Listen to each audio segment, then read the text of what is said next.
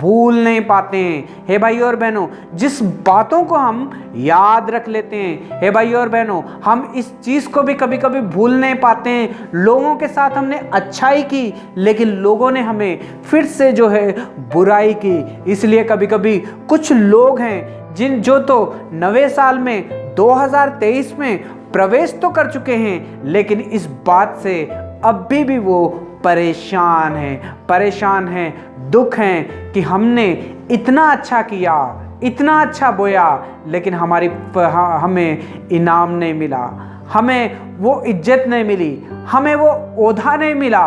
हम कैसे भूल जाएं मैं कि मैंने उसकी मदद की मगर उसने मेरी मदद नहीं की। मैंने उसे कुछ नहीं कहा मगर उसने मुझे गालियां दी। मैंने उसे मारा नहीं पर उसने मुझे मारा। हे भाई और बहनों, ये सारी जो बातें हैं कभी कभी हमें याद आके बहुत ही ज़्यादा दुख होता है। हे भाई और बहनों, शायद सी बात है, जब तक हम शरीर के अंदर है, हम लोगों की बातों से, लोगों के कामों से हमेशा दुखी होते रहेंगे। लेकिन भाई और बहनों, परमेश्वर हमारे साथ है। परमेश्वर ने अपना वचन जो है ये साल में हमें दिया है। परमेश्वर ने अपने वचन से जो है हमें भरा है। वो चाहता है कि हम उसके वचन को माने, उसकी आज्ञा को माने।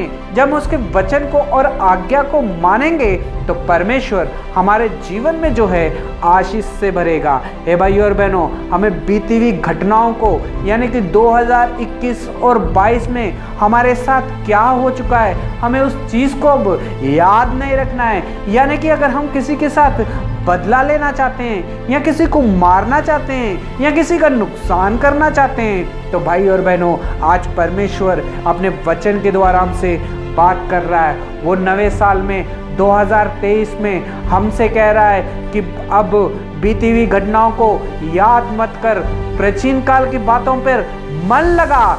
देख, मैं तेरे जीवन में जो है आशीष से भरूंगा। हे भाई और बहनों, कौन कौन चाहता है कि मेरे जीवन में आशीष हो? हे भाई और बहनों, अगर ये सवाल किसी को पूछा जाएगा तो हर कोई यही कहेगा, मुझे आशीष चाहिए, मुझे आशीष चाहिए, मुझे आशीष चाहिए। कोई ये नहीं कहेगा कि मुझे नहीं चाहिए। हे भाई और बहनों, तो आशीष कैसा मिलेगी? क्या तो आशीष कैसा मिलेगी? बीती हुई घटनाओं को याद करके, बीती हुई बातों को याद करके, अकेले बैठ के उसने मुझे ऐसा कहा, उसने मुझे ऐसा कर दिया, क्या ये सब चीज़ों को सोच के हमें आशीष मिलेगी? हे भाइयों और बहनों, आज परमेश्वर इस वचन के द्वारा हमसे बात कर रहा है। देखो, परमेश्वर के 19 आयत में लिखा है कि देखो, मैं एक नई बात करता हूँ, वह अब प्रकट होगी।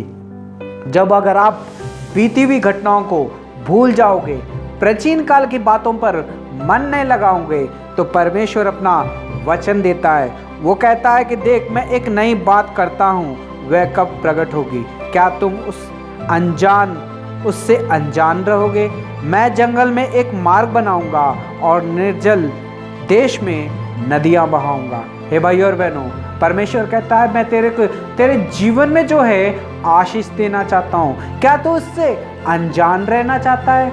हो सकता है आपके जीवन में पिछले साल आपको आशीष ना मिली हो सकता है 2022 में 21 में आपका सबसे ज़्यादा दुख भरा समय बीता हो। किसी ने आपकी सहायता नहीं की हो, किसी ने आपकी मदद नहीं की हो, किसी ने आपको पूछा ना होगा। तो भाई और बहनों, आज परमेश्वर इस वचन से हमसे बात कर रहा है। देख, मैं एक नई बात करता हूँ, वह अब प्रकट होगी। क्या तुम उससे अनजान रहना चाहते हो? परमेश्वर की जो आशीष है, जो परमेश्वर आपको आशीष देना चाहता हो, क्या आप उससे अनजान रहना चाहते हो? क्या आप वो आशीष को नहीं पाना चाहते हो? अगर आपको उस आशीष को पाना है तो भाई और बहनों, परमेश्वर के वचन के ऊपर सबसे ज़्यादा हमें ध्यान करना होगा। मैं जंगल में एक मार्ग बनाऊंगा। हे भाई और बहनों, जंगल यानी कि बहुत बड़ा जंगल है, और जंगल में अगर कोई फंस जाए वहाँ से निकलना बहुत ही ज़्यादा मुश्किल है, क्योंकि वो जंगल है। कौन से रास्ते से निकलेंगे? यहाँ से जाएं, यहाँ से जाएं या वहाँ से जाएं, मगर हमें पता नहीं होता है कि जंगल में हमें कहाँ से निकलना है, कहाँ पे चले जाएंगे। हे भाई और बहनों, आपकी समस्या भी कुछ इसी तरह से हो सकती है, आपका दुख भी जो है कुछ इसी तरह से हो सकता है, आपकी वो बातें जो हैं वैसी हो सकती हैं जो आप भूल नहीं पा रहे हो, वो घटनाएं जो हैं आप जो याद कर रहे हो शायद उसे आप छोड़ नहीं पा रहे हो, मन से निकाल नहीं पा रहे हो। लेकिन परमेश्वर यहाँ पे कहते मैं जंगल में एक मार्ग बनाऊंगा। हे भाई